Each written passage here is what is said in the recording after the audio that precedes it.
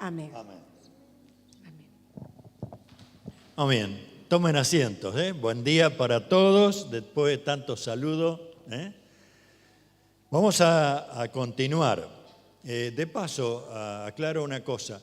No solamente va a ser una losa que ampliaría unos 70 metros al fondo, sino que cambiaríamos todo este cielo raso, poniendo un cielo raso nuevo con luces cuadradas y también las columnas. Así que va a ser una reforma bastante importante, pero después de tantos años podemos, gracias al Señor, a las ofrendas, a los diezmos, de poder seguir avanzando. Amén. Muy bien, nos vamos a meter hoy en el capítulo 12 de Juan. Juan capítulo 12. Ahí no lo vamos a ver todo, hoy vamos a ver casi la mitad. Los dos acontecimientos, uno referente a Lázaro, María, Marta, y el otro que nos lleva a la entrada de Jesús a Jerusalén. No son simplemente historia para que la conozcamos. Vamos a extraer verdades de esta porción de la Biblia, porque sin duda que el Espíritu del Señor quiere llevarnos a crecer en la fe. ¿Qué significa crecer en la fe? Llegar a creerle día tras día que Él hace algo tremendo en mi vida y a través de nuestras vidas. ¿Está bien?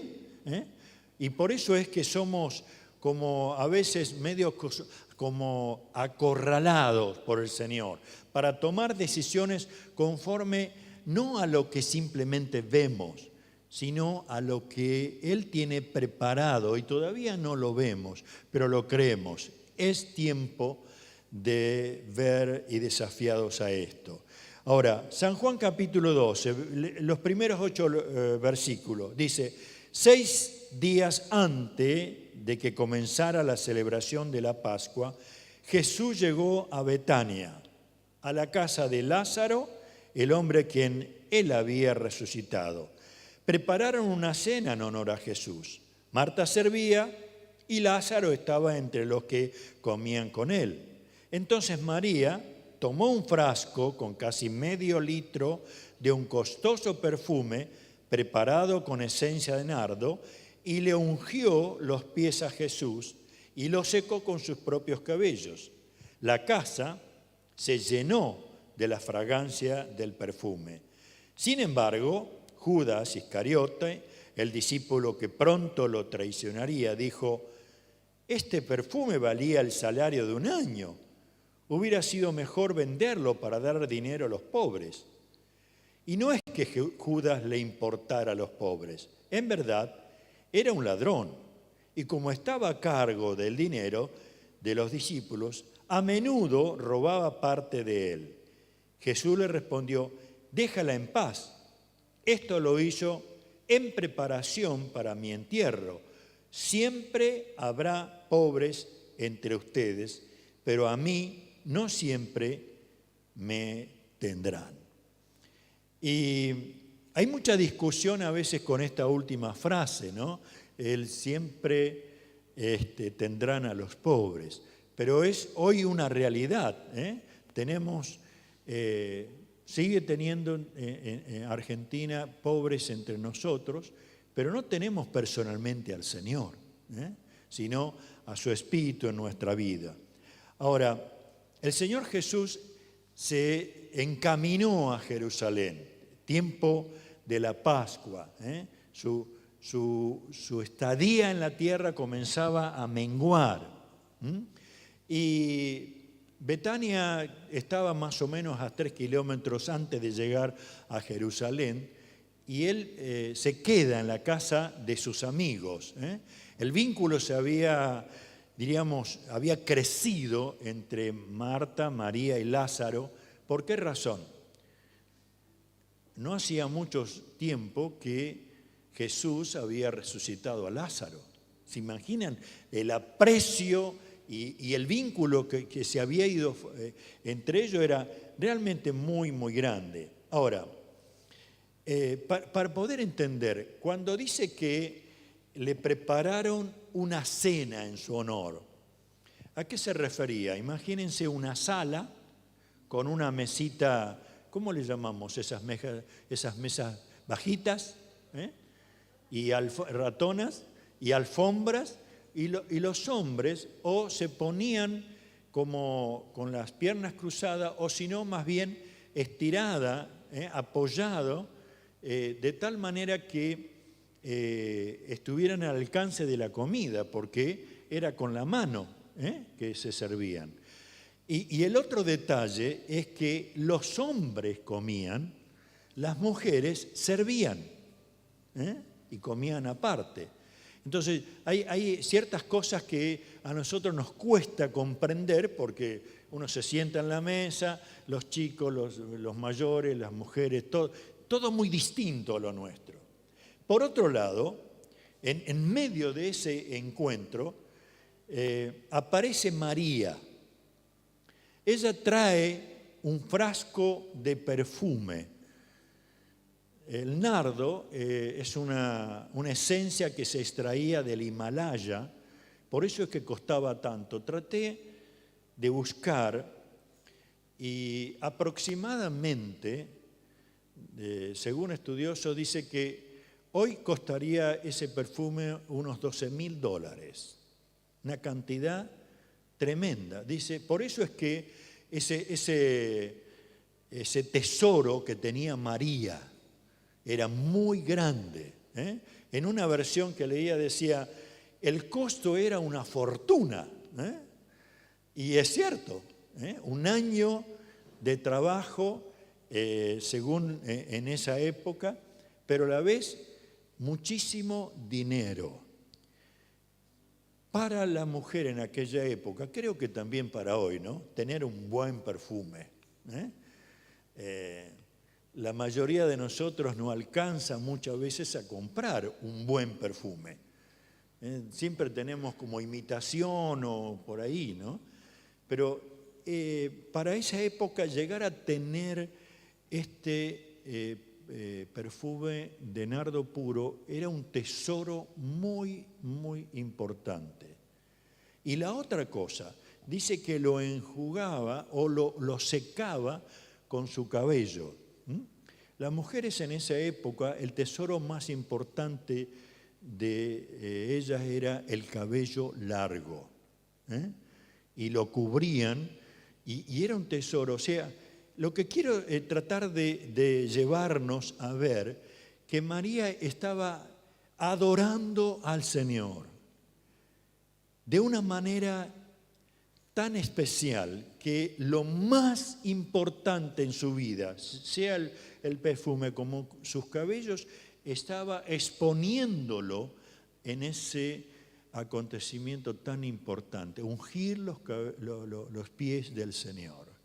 Ahora, si nosotros lo llevamos a nuestra vida, el Evangelio, el que Cristo ha llevado a nuestra vida,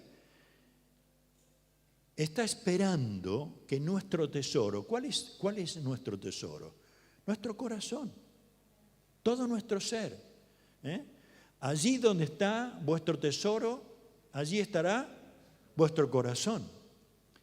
Y uno dice, bueno, pero ¿cómo hago? Bueno, lo que está queriendo mostrarnos en especial esta historia es derramar nuestro corazón, nuestro tesoro delante del Señor, ungir los pies del Señor para llegar a algo más práctico.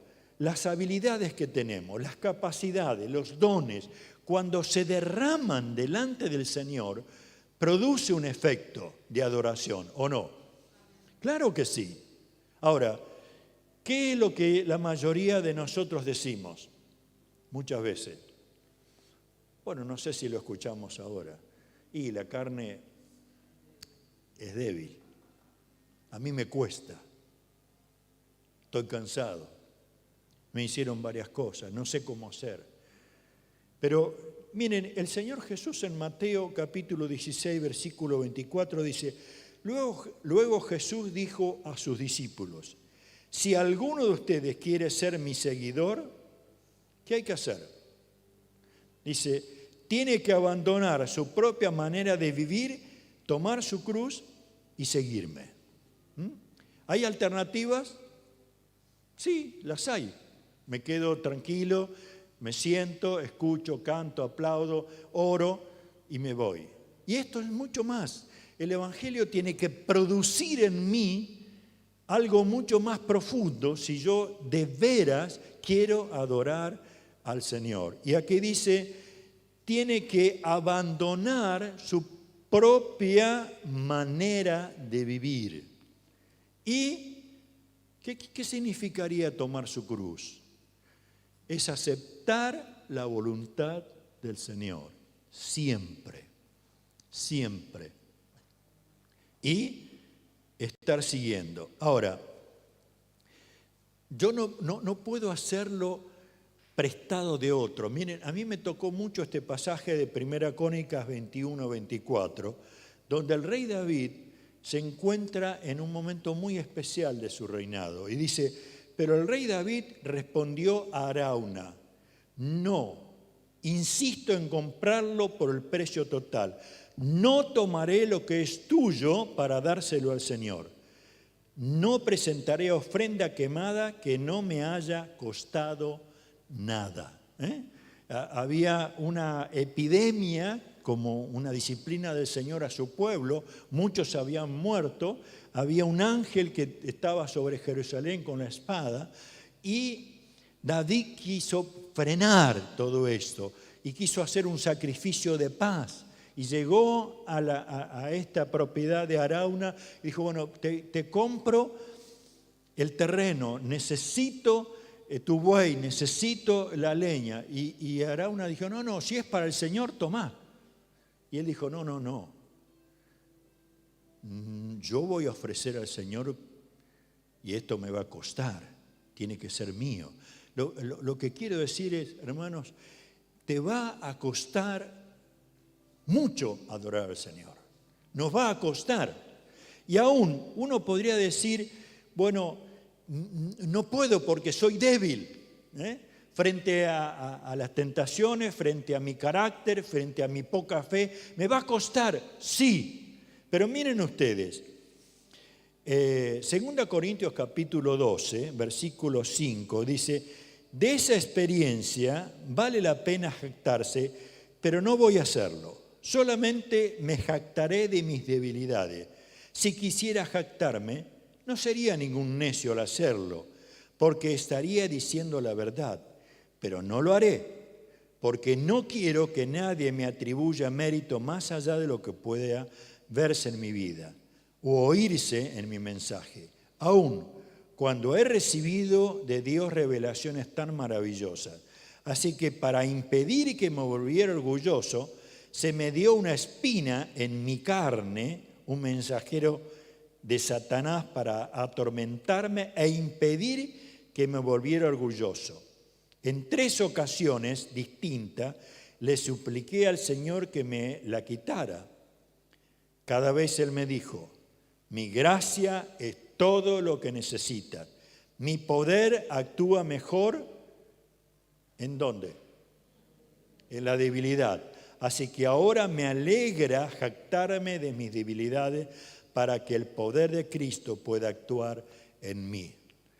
O sea, ¿vieron que uno quiere trabajar en las debilidades, se deja llevar por las debilidades, no toma decisiones por las debilidades?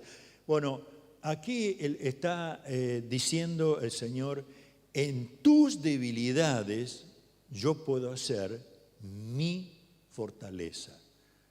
Pero yo tengo que adorarlo, yo tengo que entregarle a Él. ¿Me entiende lo que quiero decir? O sea, es al inverso, de decir, alcanza tu sueño, vos sos poderoso. No, yo soy débil.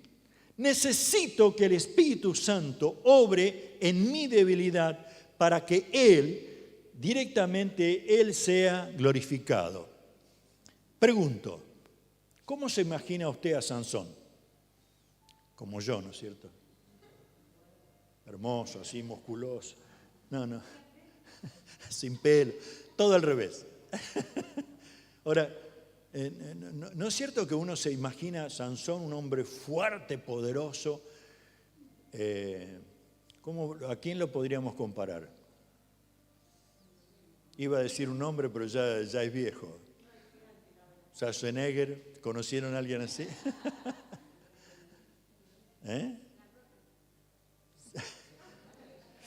Ahora, es interesante que muchas veces en las figuras o en las películas se trata de una persona con unos músculos, una caja torácica enorme, porque parecería como que ahí estaba la fuerza. Pero resulta ser que la palabra de Dios muestra que los filisteos no entendían de dónde sacaba la fuerza. Eso me da a entender que veían a un hombre normal, con un cuerpo normal.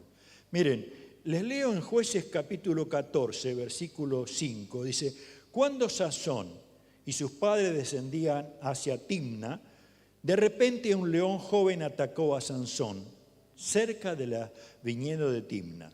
En ese instante, el Espíritu del Señor vino con poder sobre él y despedazó las quejadas del león a mano limpia, tan fácilmente como si hubiera sido un cabrito. Pero no contó nada de lo sucedido ni a su padre ni a su madre. Dice, en ese instante el Espíritu del Señor. ¿Se dan cuenta de esto? Les leo otro pasaje, Jueces 15, 14. Cuando Sansón llegó a Leí, los filisteos salieron gritando de triunfo. Sin embargo, el Espíritu del Señor vino con poder sobre Sansón y él rompió las sogas que tenían atadas en los brazos como si fueran hilos de lino quemado y cayeron de sus muñecas. O sea, hermanos queridos, si hasta ahora tenía la idea o el pensamiento de que, bueno, ¿cómo vas a entregar una adoración a Dios derramando todo su corazón si sos débil? Hacer a un lado eso, renuncia a eso. Porque solamente el Espíritu del Señor sobre nosotros nos da toda la capacidad, todo el poder para estar derramando nuestras capacidades, nuestras habilidades, nuestros dones al Señor. Cuando hablamos recién de todo lo que va a significar el cambio en este templo, oración, algún hermano va a decir, bueno, yo no tengo otra cosa más que llevar una torta que hice. Bueno, si no es del gusto de Vicente, será el mío. Pero quiero decir, ofrendas, todo va a ser una bendición. Pero a la vez, cada grupo pequeño significa que usted puede derramarse delante del Señor al participar con lo que es. Porque a la vez permite algo mucho más grande que vamos a ver después. Ellos, miren, para ir un poquito más a lo nuestro, Hebreos capítulo 11, en versículo 32, son dos versículos, 32 al 34. Dice, por la fe, esas personas conquistaron reino, gobernaron con justicia y recibieron a los que Dios les había prometido. Cerraron boca de leones, apagaron llamas de fuego y escaparon de morir a filo de espada. ¿Qué dice después? Su debilidad se convirtió en fortaleza. Llegaron a ser poderosos en batalla e hicieron huir ejércitos enteros. ¿Se da cuenta de esto? Porque uno lee la primera parte y dice, ¡ah! Impresionante. Y sí que es impresionante. Pero lo que a mí me interesa, dice, su debilidad se convirtió en una fortaleza. Y a mí me sacude todo esto porque muchas veces impedí yo de que Dios pudiera obrar con poder a través de mi vida para otros. Y qué maravilloso, sacaron fuerzas de debilidad, o sea, eran débiles. Ahora, ¿cómo es que sacaron fuerzas de debilidad? ¿Cómo es que puedo parar con esto de estar débil, cansado, frustrado, ajeno a lo que Dios ha preparado de antemano? Dispuesto a adorarse y derramarnos delante del Señor. No hay otra cosa. Ahora, qué grande, porque en ese proceso surgen dos cosas distintas. Frente a lo que estaba haciendo María, dice que en el versículo 12:4, dice: sin embargo, Judas Iscariote, el discípulo que pronto lo traicionaría, dijo: este perfume valía el salario de un año. Hubiera sido mejor venderlo para dar el dinero a los pobres. No es que Judas le importara a los pobres, en verdad era un ladrón y como estaba a cargo del dinero de los discípulos, a menudo robaba una parte de él. O sea, este es un punto muy importante, un punto de vista que no es espiritual. ¿Cómo le llamaríamos? ¿Carnal? Él estaba tratando de pensar en el dinero que podía sacar si lo podía vender. Y muchas veces puede pasar que entre nosotros el derramarnos delante del Señor, el poner a sus pies mis habilidades, mi capacidad, mis dones, lo que tengo, otro va a decir: pero ¿qué estás haciendo? Mejor dedícate a esto, a lo otro. Ahora, qué lindo es cuando nosotros nos derramamos delante del Señor. Por eso es que el Señor Jesús, el punto de vista de Jesús, ¿cuál fue? Jesús respondió: déjala en paz. Esto lo hizo en preparación para mi entierro. Siempre habrá pobres entre ustedes, pero a mí no siempre me tendréis. Y en otro evangelio dice: quiero que esto se escriba, se comparta por generaciones. ¿Por qué? Porque era tan importante para Jesús el hecho de que lo estaba preparando para su entierro. Una semana o menos de que esto iba a ocurrir. O sea, si uno puede imaginarse que las mujeres se levantaron de madrugada ese día para ir a ponerle los perfumes necesarios en el cadáver de Jesús, se encontraron con que Jesús ya no estaba. Por eso era importante que María estaba derramando ese perfume. Me gustaba la idea que pasa aquí, el pasaje dice que toda la sala se llenó de la fragancia del perfume. Yo no sé si alguno de ustedes vio alguna documental. Estos días estábamos mirando con Mabel una parte de India, la ciudad de Nueva Delhi, y el muchacho que iba mostrando, porque era impresionante la cantidad de gente, las motos y los vehículos que no me acuerdo cómo se llaman, que son motos transformadas en llevar pasajeros o otros con bicicleta, pero basura por todos lados. Monos que suben, que bajan, que anda una vaca en medio de la autopista. O sea, un caos total, pero lo que más impresionaba a este muchacho era el olor fuerte, no sé cómo explicarlo. Dice que no es un solo lugar, muchos lugares que fuera exactamente el mismo olor. Y ustedes vieron que en la sociedad hoy, si pudiera decir qué olor percibo, hay un olor de muerte, hay un espíritu de muerte que está haciendo que la gente esté oprimida, que quiera matarse, que quiera ponerse en violencia tan solo porque alguien le tocó una bocina. O sea, es un olor que proviene de la oscuridad. Por eso cuando usted y yo nos derramamos delante del Señor, empezamos a producir, como dice Corintios, un perfume de vida. Y esa fragancia comienza a extenderse.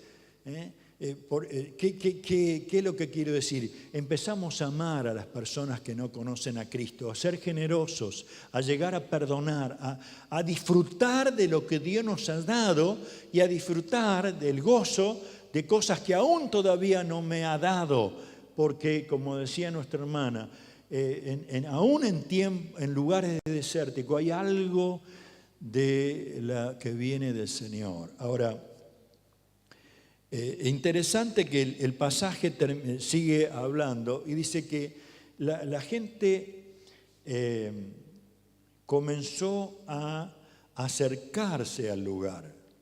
Se enteraron de que estaba ahí Jesús en la casa de Lázaro, que había resucitado, estaba María y Marta, y la gente empezó a ir, de tal manera, como dice el versículo 9, dice, cuando toda la gente se enteró de que Jesús había llegado, corrieron en masa para verle a él, y también a Lázaro, el hombre que Jesús había resucitado de los muertos. Entonces los principales sacerdotes decidieron matar a Lázaro también, ya que a causa de él mucha gente lo habían abandonado a ellos y ahora creían en Jesús. Lo que venimos diciendo, lo que era un banquete, lo que era un derrame de perfume, para los enemigos del Señor, era como tirar nafta en el fuego. Se pusieron mucho más enojados y dijeron, bueno, matemos a Jesús y matemos también a Lázaro para que no quede ninguno de los dos y la gente se olvide. Lo que quiero decir con esto es que frente a la adoración profunda al Señor, usted y yo vamos a tener conflicto. El enemigo no está destruido, diríamos, en forma terminal. Sigue vivo y activo, y él actúa con muchísimas cosas. Y como decía Mabel, claro que todo este sistema de enfermedad y todo este sistema de, bueno, hace frío, está lloviendo, mejor en cama, tomando unos mates, comiendo, ¿qué? Unas tatas fritas, puede ser, algunos buñuelos. Es mejor que estar así en comunión. Y torpemente somos engañados. ¿Por qué? Lo mejor es estar en comunión y no dejando de congregarnos. Pero ellos fueron drásticos. Decidieron matar a Jesús, decidieron matar a Lázaro. ¿Venía de Dios? No. Eso venía del enemigo, aunque encajaba en los planes que Dios tenía para Jesús. El otro pasaje, antes que la voz se me vaya, es cuando Jesús entra a Jerusalén. Dice, al día siguiente la noticia de que Jesús iba camino a Jerusalén corrió por toda la ciudad. Una gran multitud de visitantes que habían venido para la Pascua tomaron ramas de palmera y salieron al camino para recibirlo y gritaban, alabado sea Dios, bendiciones al que viene en el nombre del Señor, viva el Rey de Israel. Me gusta más en la versión 60 cuando dice Hosana, Hosana. ¿Qué quería decir Hosana? Es salva hoy, salva hoy. El pueblo judío estaba viviendo el implacable tormento de ser esclavos de Roma. El imperio aplastaba, consumía. Y de pronto la esperanza de que Jesús los viniera a liberar estaba ahí. Es como si nosotros tuviéramos la esperanza en algún candidato para que, bueno, ahora en diciembre va a venir él y nos va a liberar de todo, nos cambia la vida. Hay pasajes a vacaciones por todo el mundo, hay, como se nos había prometido, usted abría la heladera y se caía la carne porque no entraba más. Bueno, ahora uno abre la heladera y hay botella de agua, botella de agua, botella de agua. Bueno, qué exagerado. Pero es interesante cuando nosotros ponemos los ojos en las personas. Y Jesús dice que entró. Un detalle. Él dice que entró montado en un burrito. Era joven el burrito. ¿Sabe lo que significaba? Significaba que era un general de ejército que venía de haber vencido al enemigo, pero entraba humildemente. ¿Sí? Si hubiera venido en un corcel, en un caballo brioso, con una montura espeluznante, venía como si fuera un general de ejército trayendo todo el orgullo de haber vencido. Pero él estaba mostrando al rey que venía en humildad. Jamás se impone sobre nosotros, sino él dice: yo estoy a la puerta y llamo. Si alguno oye mi voz y abre la puerta, en humildad,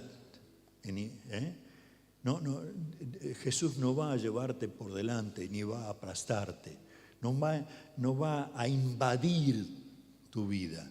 Simplemente está esperando que nosotros voluntariamente lo entremos. Cantar de los Cantares habla de que, dice, mi amado golpeó a la puerta y esperó. Y cuando ella sale, se encontró que ya se había ido porque se retrasó en su bienvenida. Ahora, bendito sea el Dios cuando dice que la gente extendía sus mantos, cortaban ramas de palmeras. Venía el rey, viene el rey. Ahora, es interesante cuando uno se da cuenta de cómo se produjo un cambio tan grande entre esa entrada y a los pocos días, que eso sería como el jueves, la gente estaba gritando: crucifícale. ¿Cómo se entiende eso? De una sola manera. Cuando ellos empezaron a comprender, y mejor dicho, los líderes sacerdotes animaron en esto, ¿no? Pero en masa comenzaron a comprender de que no venía a imponer su reino para apartarlos del pueblo romano. Entonces, no, esto es una falsa, no es un Mesías. El Mesías venía a liberarnos, sin darse cuenta que Él venía a imponer su reino espiritual y establecer un orden totalmente nuevo, con un pacto que venía directamente del Señor. Entonces, esa expectativa los llevó a decir: bueno, crucifícanlo, esto es una farsa.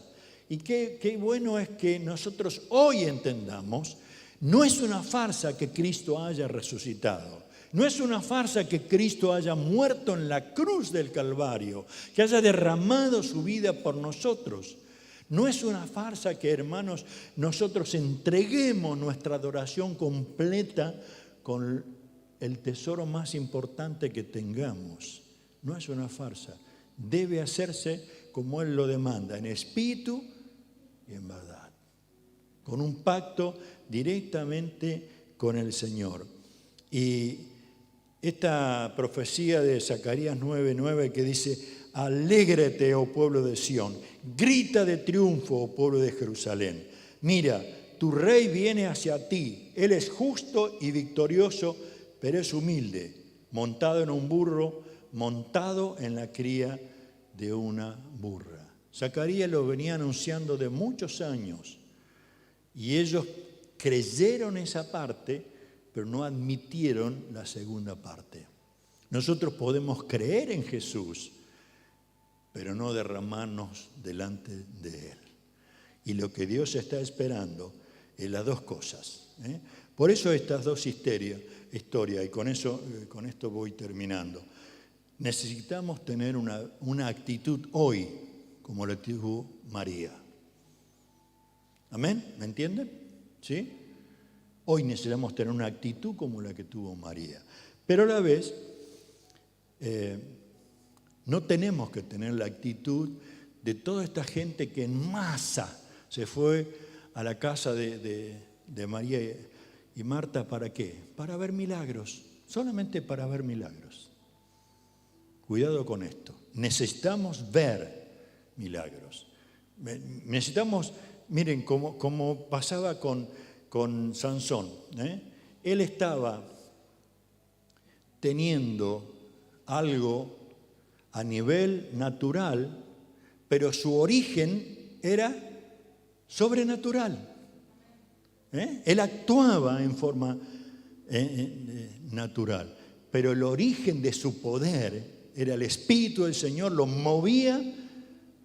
Bueno, que nuestra debilidad se puesta en las manos del Señor para que ocurra lo mismo. Vivo en lo natural, con todos los conflictos, pero me manejo con un origen sobrenatural que produce elementos sobrenaturales. Este no se va a convertir nunca. No, yo creo que el Espíritu del Señor va a convencer, va a girar como lo hizo conmigo. Aleluya. Pero también, si algo estemos seguros, es que Jesús no vino a que lo votemos para ser el presidente. Él vino para traer perdón, Él vino para traer liberación, Él vino para darnos ese espíritu que nos convence. ¿Esto está bien? Esto está mal.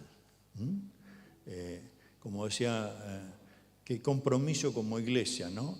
En este caso, este muchacho Rodrigo, que ha estado discipulando estos días, Kelly, acompañándolo a tomar una decisión de internarse, para que él pueda ser libre, un conocimiento de Jesucristo libre. Y nosotros como iglesia, ¿qué hacemos? Oramos por ellos. Oramos por ellos, para que eso se convierta en una realidad.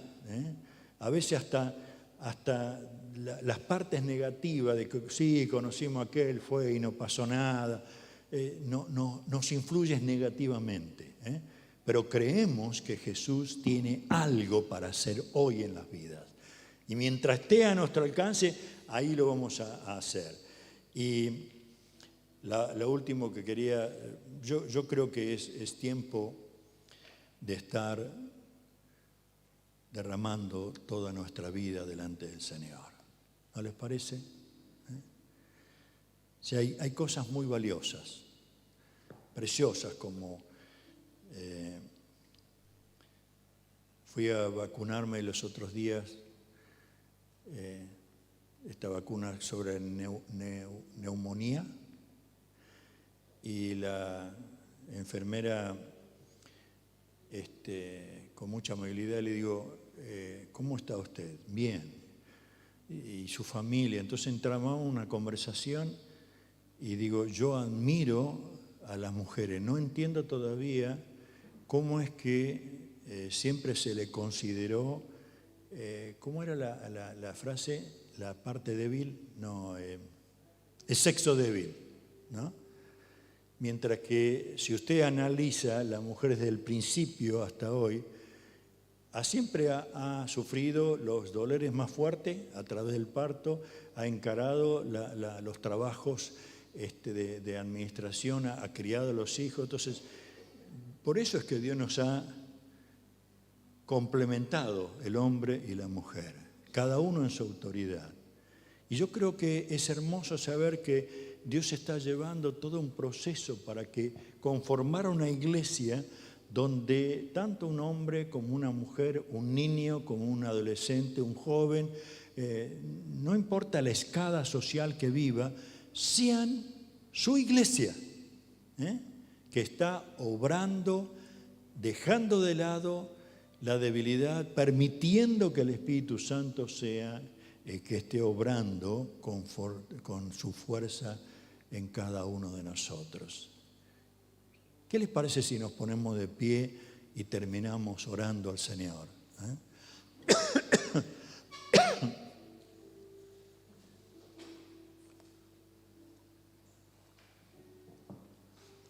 Padre eterno, te damos muchas gracias por estar en esta mañana con nosotros. Gracias por esta parte del Evangelio de Juan. Esta historia que nos ha metido en profundidad de tus verdades. Y en el nombre de Jesús, en esta mañana, decimos, Señor, es cierto que somos débiles. Aceptamos nuestra debilidad, nuestra incapacidad de verte como tú eres, lleno de amor y de poder. Y queremos decirte, aquí estamos para que tu Espíritu Santo esté obrando en nosotros tu poder. Toma nuestro espíritu y revívelo completamente. Toma nuestra alma, Señor, y ayúdanos a que el equilibrio de tu paz sea una realidad y podamos derramarnos delante de ti en forma completa. Toma nuestros cuerpos y comienza a sanar, Señor. Aún los hermanos que en esta mañana no han podido estar por esta enfermedad, oramos por ellos, Señor. Toda fiebre se corte en el nombre del Señor. Todo estado gripe sea sanado. Todo aquello que está causando dolores, molestia, queremos reprender todo espíritu inmundo que está generando esta molestia, esta enfermedad, para que tu nombre sea glorificado en cada vida. Gracias, Señor. Tú has prometido que Cristo llevaría todo dolor, toda enfermedad. Y lo creemos. Lo creemos. Gracias, Señor. Que tu bendición sea en esta mañana con cada hermano. Que tu bendición sea sobre cada familia y obrando en cada uno, Padre. Bendito sea tu nombre. Te adoramos, Señor. Damos gloria a ti. Te expresamos gratitud y te decimos, papá, queremos derramarnos delante de ti. En servicio, en adoración. Nuestras capacidades puestas delante de ti. Los dones que nos has dado delante de ti. Bendito sea tu nombre. Oramos en el nombre de Jesús. Amén, Señor. Amén, Señor. Amén. Muy bien, queridos, Dios les